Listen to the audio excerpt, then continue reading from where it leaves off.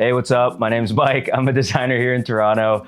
I've been lucky enough to work with a lot of your favorite brands. Currently, I'm a design lead on the brand team at Dropbox. We're doing a room tour today. A lot of people have asked for it. I'm entering my YouTube era. Got my guy Dan on the cam right there. Thanks so much, Dan. And we're gonna walk through kind of some of the stuff I use every day in my workflow, go over some of my favorite toys, and do kind of a breakdown of the office. So welcome.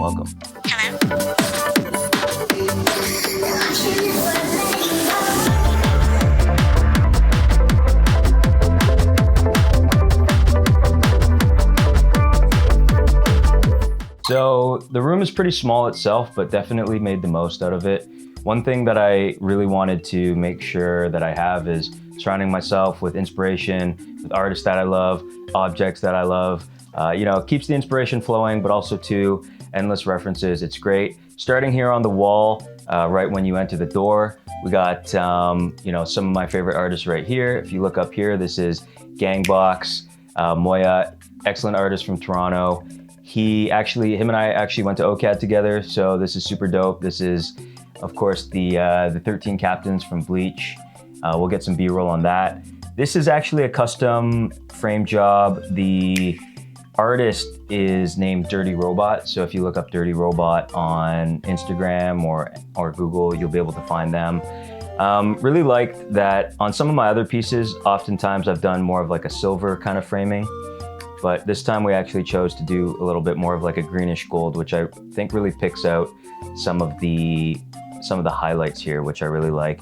And then finally, one of my favorite concept artists, Maciej Kursiawa. I think I'm pronouncing that wrong, but he does a really awesome series called Showtime. So this is a piece from him, and these are the pieces on this wall. It's a little bit sort of janky the way we've put it up, but I kind of like it. It feels like a little bit homey, and yeah, just right when you get in, some art to sort of feast your eyes on. Okay, so this is pretty much where I spend like 90% of my life. This is my desk setup. It's pretty complicated. I'm gonna go through kind of like the top sort of pieces of equipment here, and then we'll kind of go what's across the desk. Didn't clean it up too much. This is real, giving you the real content. This is how I do my workflow and how I work day to day. Oh, also prices. We're gonna talk about prices. So over here, starting with the mic setup, this is what I use day to day on all my calls. This is the Rode Procaster. I want to say this is about 350 CAD, and then this is of course the Rode PS1 mic arm. It's really good. It doesn't look like much. It's not the best looking arm, but definitely does the job. It works perfectly with the Rode stuff. That was about $150 as well. Next, we have the monitor. This is my secondary monitor, and I'll show you how it works between my Mac and my PC setup. But currently, it's this monitor and the central one are for my PC, and then for my MacBook and my main monitor, that's what I use for my day-to-day work setup. So this is an HP Z27, I wanna say. It's a little bit old now, but it does a really great job, has really good color accuracy. I wanna say this was about 1,000 CAD when I first got it. Secondly here, this is my main monitor.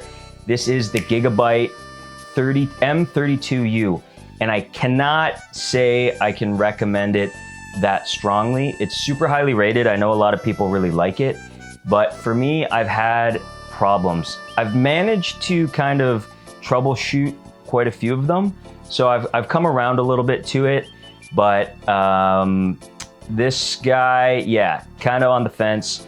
The KVM switch doesn't work as well as I would like, so there are a couple little nitpicks there, but maybe we'll do another video on how I feel about this for a designer's workflow. I got this on sale. I believe it was around $800, maybe $900 after tax. So there's that. On top, we have the Logitech StreamCam. Horrible device, breaks really easily. This is my second one. Had to get this repaired under warranty. At least Logitech sorted me out, but really bad design. The USB-C on the back is not removable, and it's really, really flimsy. So it broke in one of the inputs, and it essentially rendered the whole thing useless because it's all soldered together. So bad design, wouldn't recommend it. Not a bad lens. Okay, over here we have the workhorse. This is where everything gets done. This is an M1 Max, pretty much fully tricked out MacBook Pro. I think, believe it or not, all in all, after I got all the upgrades, this was about 5,500 CAD. But that being said, I use it every day. It's one of my main pieces of equipment for work, so definitely necessary, and it's an absolute workhorse. It's a beast. Underneath the hood over here, we'll get some B-roll on this guy, but that's my PC build. It's a little bit of an older case, but it still really gets the job done. The components inside of it are actually pretty state-of-the-art. I got a 3080 in there, got a Cooler Master, got some nice RAM, big gamer aesthetic. We'll open that up in a bit. So because I'm sitting so much, definitely wanted to prioritize ergonomics. This is the Herman Miller Aeron. It's kind of one of the nicer configurations in my opinion. It's the B size. If you know about Herman Miller, the Aerons come in different sizes with the chrome finish. Really like this guy. And it kind of has broken in a bit, which is really nice with this mesh. I think all in all day, this came out to around $2,000, which is pretty expensive for a chair, but if you're sitting a lot, definitely worth it. And one really cool part about this is have a standing desk. This is from a company called Ergonomist, which I believe they're Canadian, don't quote me. I believe they're a Canadian company.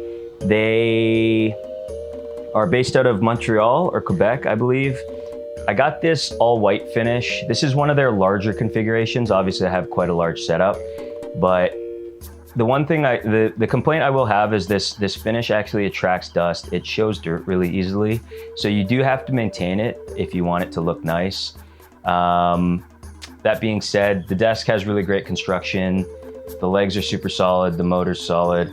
Really like it. I believe this was about $1,500 Canadian all day once it landed. So yeah, we'll talk about some stuff on the desk now. So over here on the left side, we have the switch, and this is where the setup starts to get a little bit more complicated. So we have the switch, you know, that's about 450 CAD. We got the Pro Switch controller. Lately, I've been playing Chained Echoes. Dug that up over the holiday break. That's been a really fun JRPG.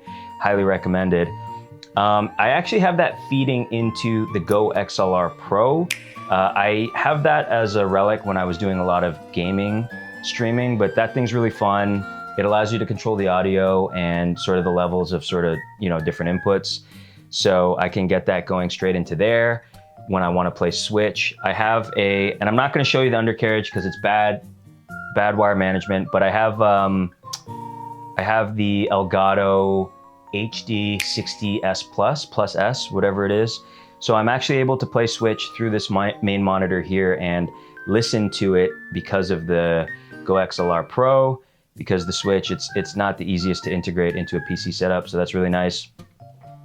Like I said, the Go XLR Pro is, I think it was about 600 or 700 CAD, so definitely not the cheapest piece of equipment, but it's really nice for playing sound effects, changing your voice, controlling things on stream. So really robust unit there. That is the Razer Basilisk. I believe those retail for about 200 CAD, but that was a gift to me from Razer, so shout out Razer, thank you very much. Won't count that one on the total tally. These are some, because you know when you're working, you always gotta have your liquids, you always gotta have your drinks. These are some rubber coasters from the MoMA Design Store. So moving over here, this is the receiver actually for my headphones, which are the Arctic, what are they called? The SteelSeries Arctic Pro, whatever. I forget what it is. I'm gonna put the real name up on the screen. These were expensive as well. These were about $450, but what they're really great at is, one, they have 2 batteries, so you can kind of keep swapping them out. You get unlimited battery. And 2, it's truly wireless. It uses the receiver. It doesn't rely on Bluetooth, which means that it's able to seamlessly integrate with my whole setup. So because of the Go XLR Pro and how I have it with my Mac, I can actually have it without changing inputs. I can hear stuff on my Mac, I can hear stuff on my PC, I can hear stuff on my Switch, and it's all fed through here. I mean, these can use Bluetooth, but the biggest thing was having that receiver with the dual input. So that was really important to me. Just right of that receiver is just a standard Focusrite Scarlett 212, I believe they call it. That's how the microphone, the Rode, is fed in, and you'll notice there's kind of like a fat thing on the input. That's called a FET head. It's an inline amplifier. I think the Focusrite, I got that used. That was pretty cheap. That was $150. The FET head was about $100. And moving over here, I have 2 keyboards. So this is the one that I use for work. It's very entry level. That's known as a Keychron. I forget the model actually, but I think that was about 150, maybe less, maybe like 120. But what I did do on these guys is I upgraded them. I upgraded the switches. I think they're Telios underneath, but I gotta confirm. I haven't opened up the hood in a while. Those are filmed and lubed, so those feel really, really good to use. And then sort of the keyboard that I'm most proud of currently is this. It's a KBD fan, 65%, black Gatoron ink switches that are filmed and lubed as well. And that is Comfy. The name is Comfy. I forget who actually published them. Infinicky. I think it was Infinicky. So that's like a super cozy. Really like the teals, really like the pinks on it, really like the blues. And yeah, it just kind of was, the idea was it was based sort of on an old Game Boy Advance. So really liking the polycarbonate body there. Moving over to this side of the desk, we have the Logitech MX Master 3. So really, really ergonomic. Love using that. At one point I was trying to make the Apple Magic Mouse work. It's horrible. Don't ever use it. Your hand will cramp. You'll get carpal tunnel. That's a fantastic mouse. The Apple mouse is not. I just kind of have this loose charging cable here for any sort of USB-C charging needs. That's just an Apple charger. I think this guy, I don't remember how much it was, but I want to say it was like 150, maybe a little bit more. And then sort of a real love-hate relationship over here. I have the CalDigit T3 Thunderbolt dock. At first, I was having huge issues with it. I am reluctantly saying that the issues, to be honest, might have been with the monitor, the cables, and actually the MacBook that I was using. So I haven't had too many issues with it lately. When I first got it, it was a pain in my ass, really expensive, had to bring it in from B&H. Not a lot of places had it in Canada. That was about $500, which is very expensive, but Thunderbolt docks, with all the capabilities that this one has, not super accessible. So that is the CalDigit Thunderbolt dock. T4 actually, I think I misspoke. That's the T4, not the T3. And then behind it, just a couple loosey-goosey hard drives for storing stuff. I think each of those were about $200, nothing super crazy. You'll notice that everything is also lifted off the desk. These are using Amazon Prime arms. I think Amazon Basic arms, sorry, not Prime. They're anything but basic. They're actually really good. They're super, super robust. I can sort of, on the B-roll we'll show, but you can kind of move these all over the place, pose them in any which way. So those are super good. So really love the Amazon Basics arms. Have 3 of them, have everything elevated. Just gives me a lot more room to put things on the desk and shift around.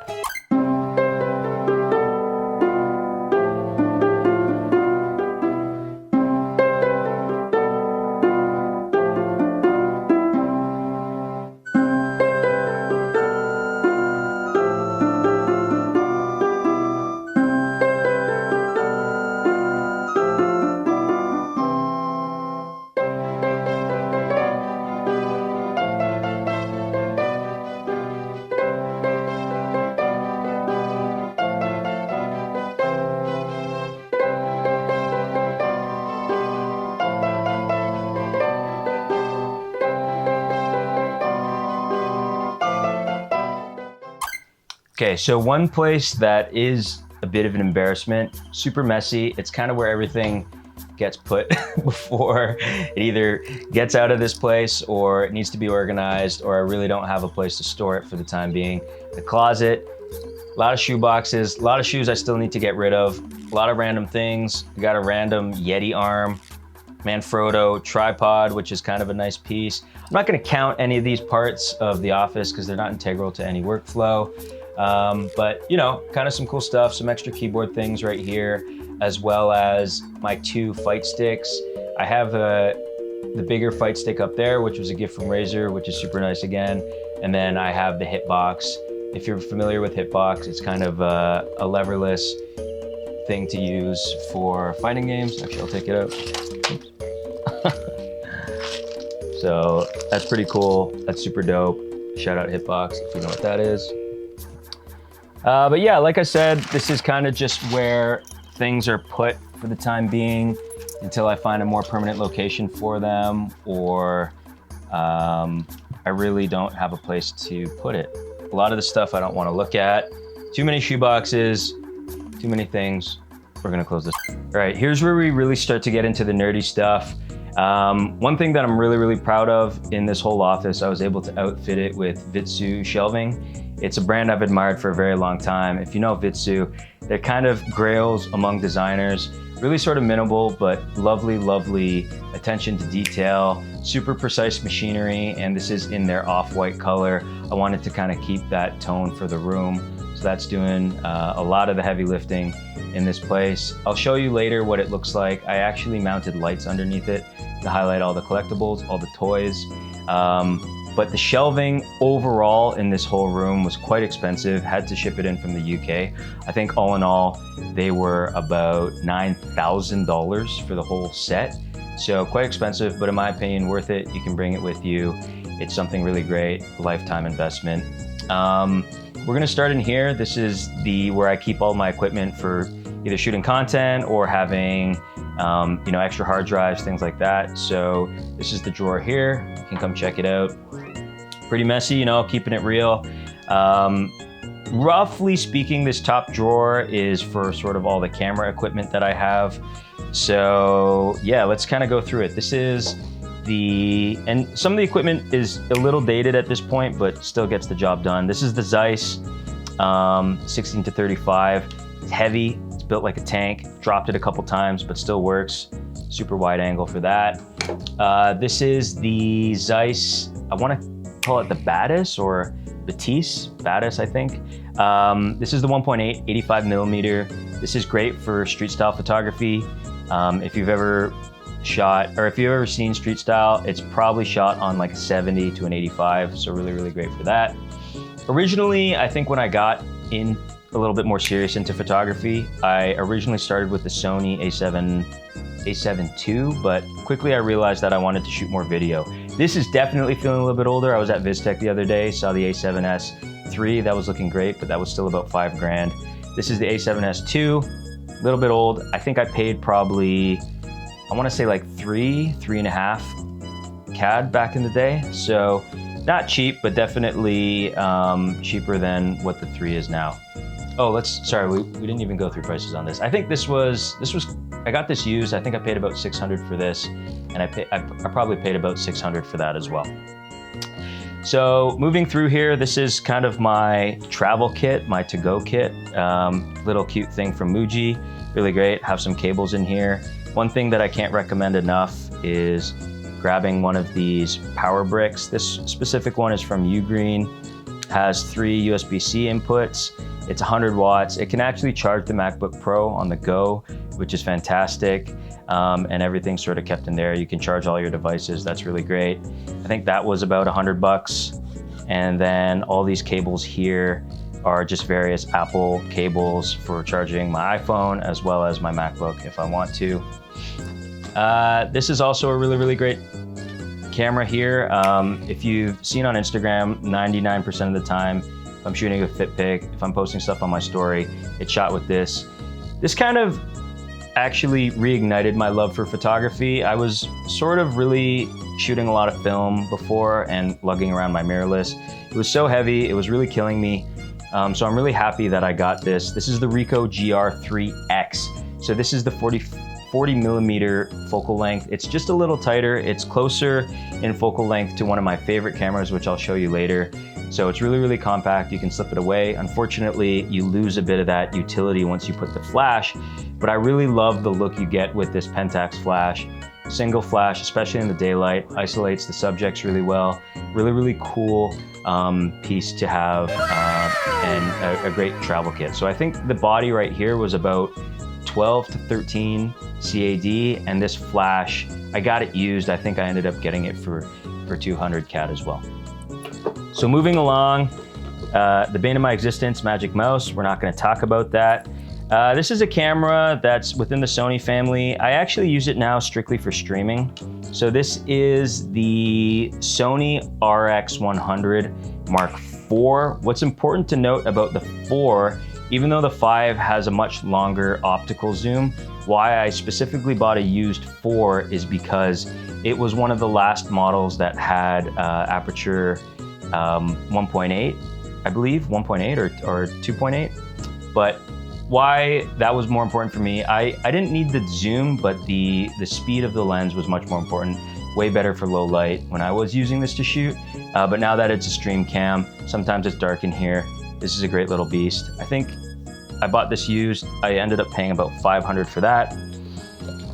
Some more lenses down here, well within the Sony camp. This is kind of the bread and butter lens for Sony. I would say if you're on the system, this is an absolute must. It's a mandatory. It should be your default lens. It's the Zeiss 1.8 55 millimeter. Really great, super versatile. It's super cropped, so you have to be a little bit more thoughtful about how you shoot.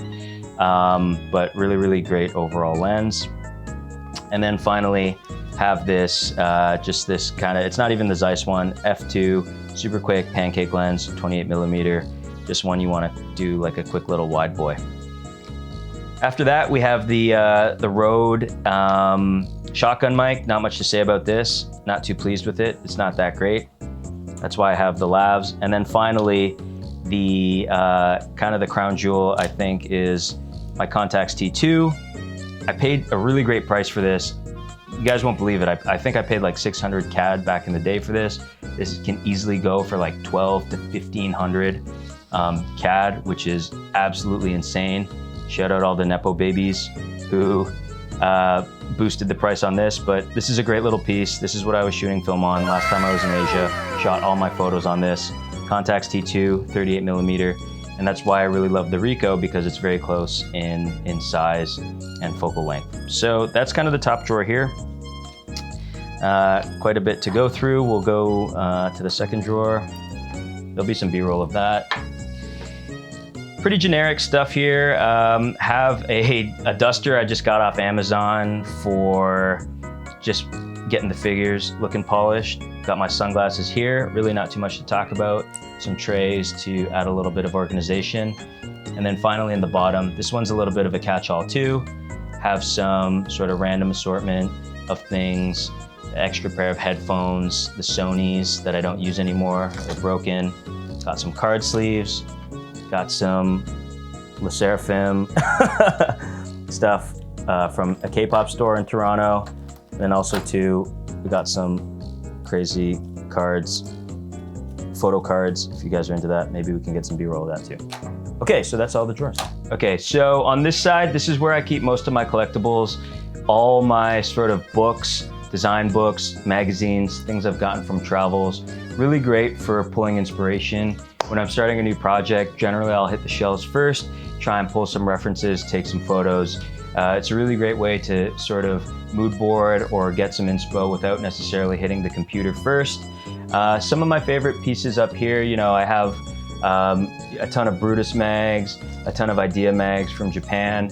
We even got some fun K-pop stuff. This is Lisa's photo book that she publishes every year, which is super dope. Get some footage of that. Have some stuff from Joy, have some anime stuff. In terms of design books down here, have some really fantastic ones. This is one of my favorites recently. This is the Tomb series, of course, by Rudnick. We'll get some footage of that as well. He did a really amazing NFT project, even though NFTs are kind of dead now. This is also one of my favorite ones, Idea Mag. This kind of goes over all the, what they call the acid graphic designers. It's super popular right now. Maybe it's already on its way out, but this came out about a year ago. This is a really killer issue. You can see a ton of the sort of really influential designers right now, especially in terms of the internet. So that's a really great one. Another one here, a bit of a funny story. Maybe it deserves its own little YouTube short, but this is a really cool book. This is Idea Mag meets the Designers Republic. If you guys know the Designers Republic, super influential design firm from the UK in the late 90s, early 2000s. Things like Wipeout and other Ministry of Sound, I think they did. Actually, I don't know if it was Ministry of Sound, but they were responsible for a lot of the graphic design trends in the early 2000s. I'll show you some stills of that. You'll definitely recognize their style. As well, some really lovely books. Some of these were gifts from people, including my homie Tyler. Shout out Tyler, he gave me a lot of these. This is a really cool one. So this one's from Noguchi. This one's called Japanese Style. Got that from the homie Jeff Snack. Got that at a pop-up. He sells books. Over here, we have ones that I feel like are kind of worthy of display. What I end up doing is rotating which books I put here. They're sort of lit nicely at night, and I can kind of flip through them whenever I feel like it. This one is Kiko Mizuhara zine in collaboration with Heaven, which is Marc Jacobs' sort of offshoot brand. This is a really cool one. This is Idea Mag called Designing the Digital World, Game Experience and User Interface. So it goes through a lot of different UIs and HUDs on video games, on sort of VR games. Really, really cool, going through all different eras from sort of even the late 80s, I want to say, all the way up to now. This is BTS, shout out ARMY, Jungkook. Some really, really amazing photos in here. I like BTS. I'm not gonna say like I'm the biggest stan by any means possible, but when I saw this book in real life, I was like, fuck, those photos are incredible. So really wanted to cop that. It's a really, really nice book. We'll have some B-roll in there as well. So coming over here to the figures, got quite a few figures, got more on the way. I've always been a collector of toys. I've always loved toys. And now finally, because I have this shelving system, have a really, really nice way of showcasing them. I'm sure that it's gonna get overcrowded and I'm gonna start to run out of room. But for the time being, because I've just sort of unpacked things or unpacking things slowly, everything really has a nice amount of room to breathe. These are some of my anime figures down here. I don't have all of them on display. I'm getting rid of some that I feel like don't really match my collection anymore, but these are the ones that I like the most. This was actually the first anime figure I ever got. I think it's by Alter, 1/6 scale. That is Saber. If you guys know the Fate series, you'll definitely know Saber. That is Ryza from Atelier Ryza. I don't even remember the name of this figure, but I mean, it says it on here. It's from Arms Note, Kohai-chan. I don't really know much about this figure. I thought it was dope. It's a waifu in a swimsuit with a gun. What else is there to say? This one is A to Z, the A to Z line by Mythos. If you guys are familiar with figure collecting, Mythos kind of does a really great job of doing really, really high quality scales, but coming in at a really cool price. And I really like the kind of the sci-fi, futuristic, Azure Lane, gacha kind of angle. So that one's super dope, just got that one. And then that one is Ultra Pendragon, 1/6 scale, I think by Ultra as well. And that is in her rider formation. This is super weeby stuff. Most likely you have no idea what I'm talking about, but those are kind of the figures here. Moving up on this shelf, bit of a tragic story when I got that guy in the back here. This is Futura's Point Man. It was quite expensive. I think it ended up being like 600 all day CAD. It actually arrived to me broken, and I was trying to work out with them, their team, how to get a new one, but in the end it ended up being too much trouble, so I just kind of glued it. So that's there for now. In the front row, we have all Michael Lau figures, so I just kind of got these. Michael Lau was a designer. He's kind of the godfather of vinyl toys. I've always admired his work for quite a long time, especially when I was younger in the early days of Hypebeast. Wasn't really able to get any or afford any. So now that I'm an adult, I've kind of been trying to source as many as I can. So we have BB here on the left-hand side. We have the Mind Style, which is actually a Futura reference, obviously looking like the Point Man. So I put those guys together. And then we have some of the Crazy Children up here. I think, believe it or not, that figure is just named Skull. Of course, we have the Cause Open Edition. Cause, it's a little bit meme now. It's a little bit cringe, a little bit overplayed, but Cause figures especially is something that I've always admired. And you can ask anyone who's sort of an OG. When those open editions came out, that was like a super huge deal. Cause have been always super hard to get. So very glad to at least have a couple.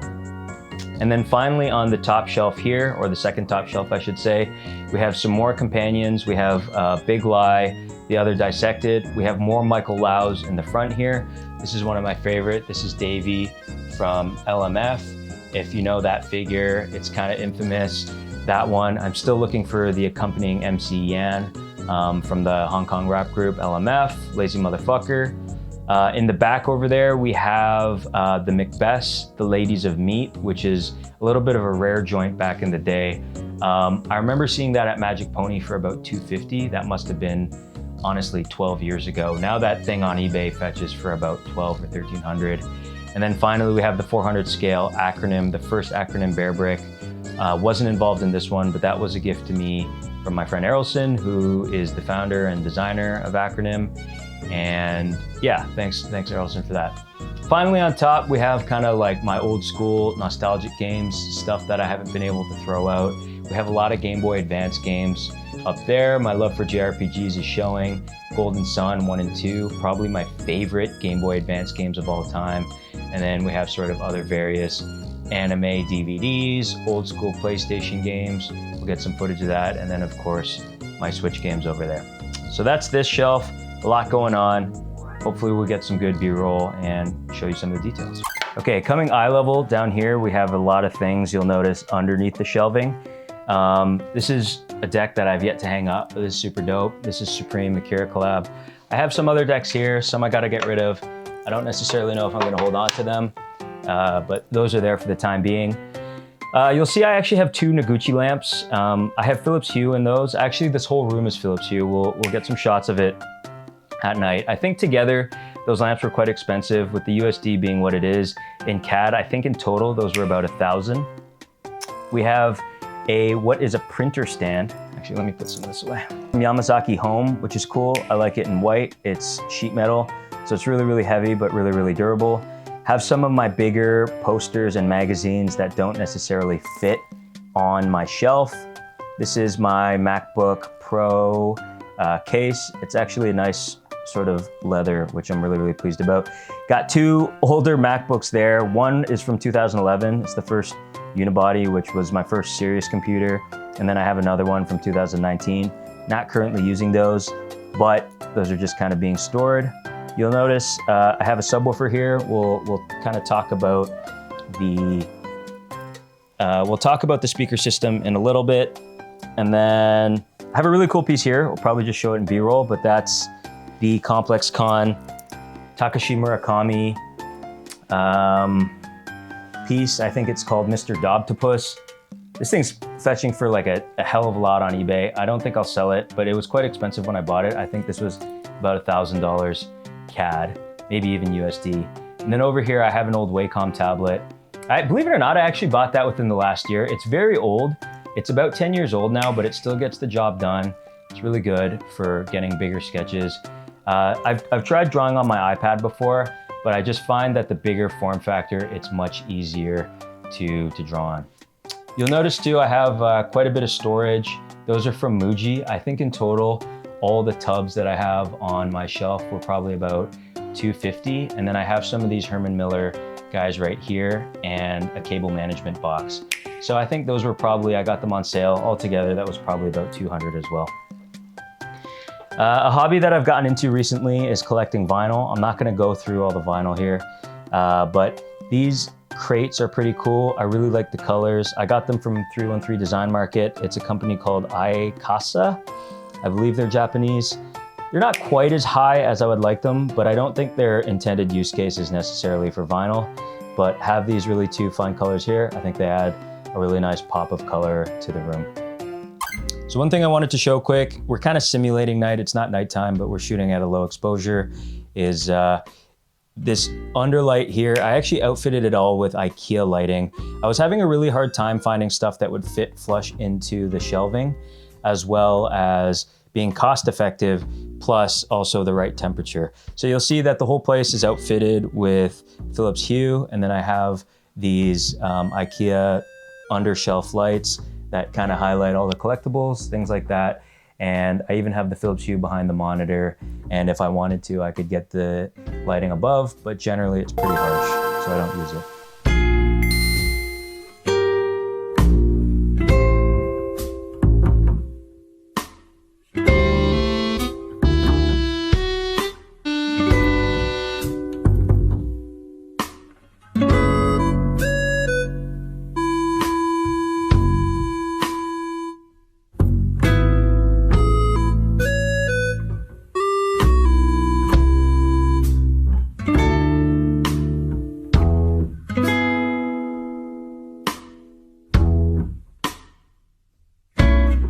Okay, finally, this is the biggest wall in the room. It's not a very big room. It probably looks bigger on footage than it is. We're using a wide angle lens. But this is kind of where all the magic happens. It's where the most sophisticated part of the Vitsu shelving is. It's where all the speakers are. It's where all my DJ equipment is. So let's go through it real quick. Starting on the left-hand side, these are called the Kanto Tux speakers. Altogether with the subwoofer, they were about $1,200, I want to say, and that's on a deal. Got a good deal at Big Blur Radio. And they're suspended on these things called, they're from a company called ISO Acoustics. The subwoofer is as well. What it does is it kind of takes away the vibration, really dials in some of the audio. So that's a really, this is great for DJing, for listening to music, whatever. Those ISO Acoustics altogether, I want to say was like about 500. Beneath there, we have the Tired Lab Snorlaxes. That's obviously not part of the workflow, so we're not counting those, but that's from my friend Whaley. Shout out Tired Lab. Those are super dope. And then, yeah, sort of beside that, we have the beautiful Acronym Zephyrus 14 laptop. Those retailed for about $3,000, really quite expensive. I believe there's like a 2070 in there, so pretty powerful, but that was also a gift from the Acronym team, so I'm not necessarily going to count that guy. Beside that, we have the two CDJ 2000s, a little bit older now, but still killer. Upgraded these recently. I bought these used. Previously, I had CDJ 900s, but just wanted something with a little bit more of a robust readout. So upgraded those to the CDJ 2000s.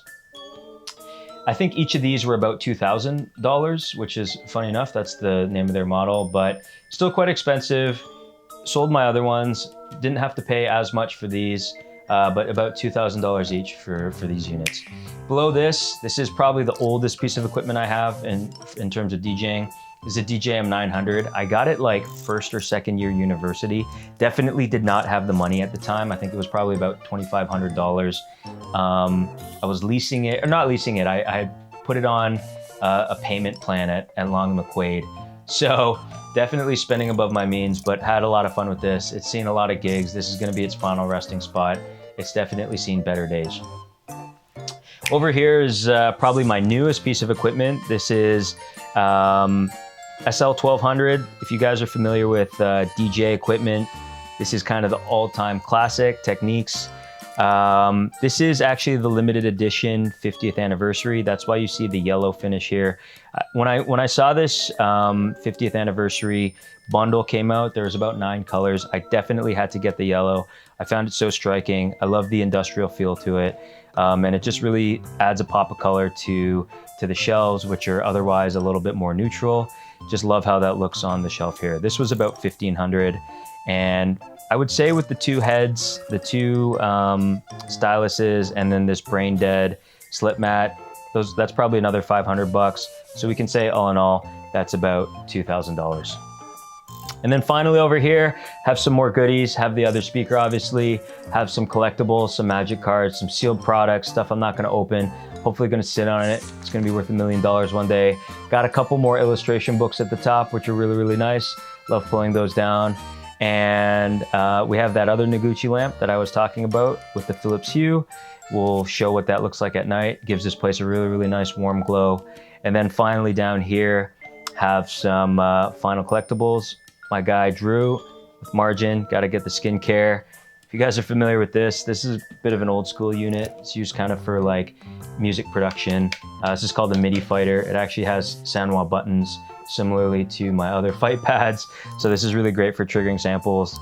And yeah, I have my little, Blackpink hammer from the show in Hamilton, which is awesome. Shout out all the blinks. And yeah, finally over here I have 2 little frame cards. One from Jacob Rochester, it was a limited edition Ichiro card, and then this other photo card of Jisoo. If you guys know me, Jisoo is the best member of Blackpink. It's not even arguable. And so that's the shelf right here. Okay, so that does it for my room tour. Hope you guys enjoyed. A lot of really fun toys in here. I've packed a lot of goodies into this space. I've made the most of it. It's not the biggest room. Hopefully this inspires you. Hopefully this gives you a little bit of insight into where I'm working every day. If you like this, like, comment, subscribe. My first vlog, YouTube era 2023, we're going hard. That's a wrap. Thanks for tuning in.